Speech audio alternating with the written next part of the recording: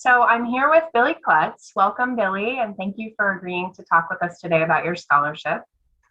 Thanks, Heather. I'm so excited I'm so grateful for the scholarship and grateful to get to talk about it as well. Yeah. So, firstly, why don't you tell us, just in case people don't know you, where you serve and your role there to begin with? Yeah, so I'm the associate pastor at Govans Presbyterian Church. We're on York Road in Baltimore, Maryland.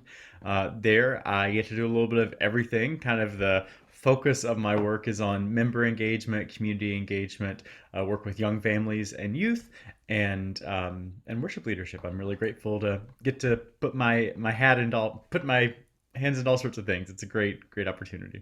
Nice. Wearer of many hats. Yes. There you go. I'm a big fan of that as well. So, can you tell us a little bit about the experience that was made possible by your scholarship and kind of where you went, what you did, all of that?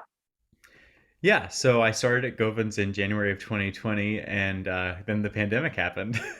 And I think, like lots of pastors, I realized that more education and learning is always a good thing. And one of the things that had been recommended to me throughout seminary and the ordination process was that interim ministry training would be really helpful.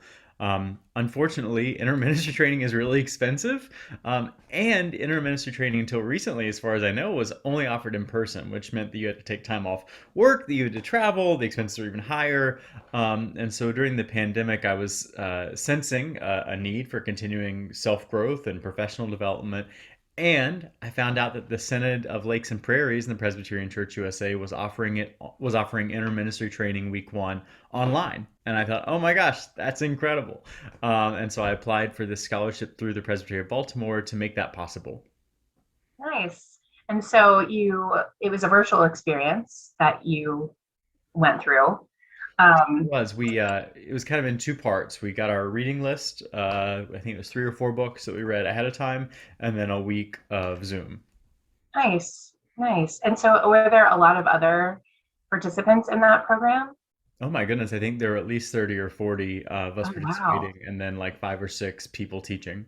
Oh, wow. That's amazing. Wow, that really speaks to the need for that to be offered in that in that setting more. Yeah. And one of the cool So, things was, like, even though it was online, we really spending that much time on Zoom, we really built strong relationships. I just got back from General Assembly, and while I was there, I ran into someone in person that I had taken the training with on Zoom, and we got to have supper together. It's really cool how that works. yeah, no, that's incredible. I'm so glad you were able to take advantage of it. Was there anything that you learned in the training that surprised you or that stood out as a sort of a real aha moment? Yeah, so I think going into interim ministry training, I was expecting a lot of talk about transitions and leading change. That was very helpful. I was also expecting some training around conflict management, and that I found especially helpful. One of the things that we worked through was identifying different kinds of anger and different levels of anger. I thought that was really helpful.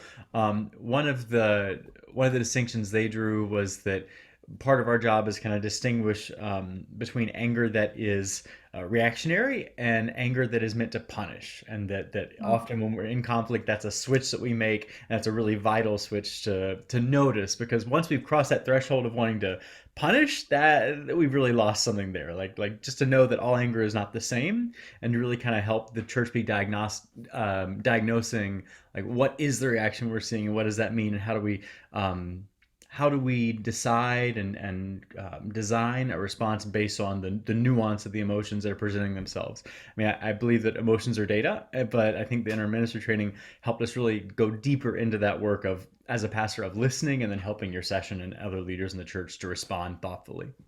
Right. Oh, that's going to be so useful in every facet of your ministry. I feel that's so important and wonderful. That's great. Um, so, talk to me about what you might say to others who are thinking about interministry training and maybe thinking, even, I can't really afford this. I can't really take time off work and go in person. What encouragement would you give them? Yeah, first of all, I think it's a little trite now, but we're all in ministry, right? I think that's was true before Civic training. It's true after, right? We're all doing transitional work, not only in this COVID era, but also in this era of the church, right? We're all doing that kind of Absolutely. ministry. But I think you're exactly right. I had put off inner ministry training, even though I'm not in inner ministry right now, because I thought it just wasn't possible, time wise, travel wise, cost wise. Having it be online just so dramatically lowers the cost, and it makes it possible. Even with the scholarship, it wouldn't have been possible online if I, or in person, if I had had to do travel costs, accommodations, and all that. Right. And so it's so much more accessible, and it's something that we desperately need. And there's great support from amazing folks like the Baltimore Presbytery. And so certainly go online, search for PCUSA interim ministry training. You can find all of the trainings being offered both in person and online. There's 2 weeks. And then, yeah, know that there are lots more options out there now that's much more accessible to everybody. Yeah. Oh, that's great. Thank you, Billy. If you'd like more information about scholarships, you can go to baltimorepresbytery.org/scholarships. Thank you so much, Billy. I really appreciate your time. Thank you. It's a super easy application process. I'm so grateful for the support that the Presbytery is offering for these really important trainings. Wonderful. Thanks so much.